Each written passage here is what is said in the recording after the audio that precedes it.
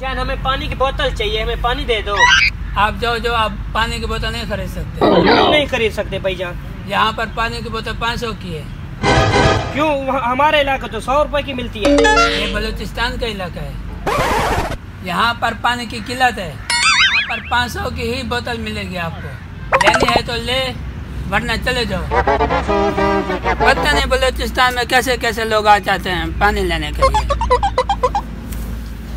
यार गाड़ी भी गरम है, पानी भी जरूरी है। अच्छा चलो ले लेता हूँ इससे। चलो भाई पैसे हमें पानी दे दो बस। चलो ठहरो, आपको पानी देता हूँ।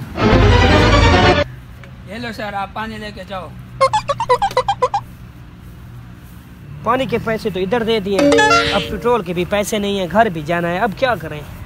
किसी दोस्त को कॉल करता हूँ, वो इजी पैसा कर देगा। पैसे भी आ गए, उसकी बात तो ठीक है। यहाँ पर तो पथरीला इलाका है, पता नहीं लोग कैसे गुजारा करते होंगे। बेवकूफ़ हूँ। यहाँ पर तो पानी तो महंगा है लेकिन पेट्रोल तो सस्ता है। ऐसे पैसे मंगवा लिए उससे, पता नहीं लोग कैसे गुजारा करते होंगे यहाँ पानी के बगैर।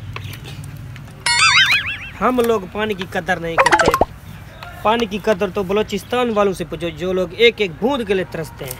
आप लोग भी पानी की कदर करें ताकि बलूचिस्तान वालों के लिए फ़ायदा हो।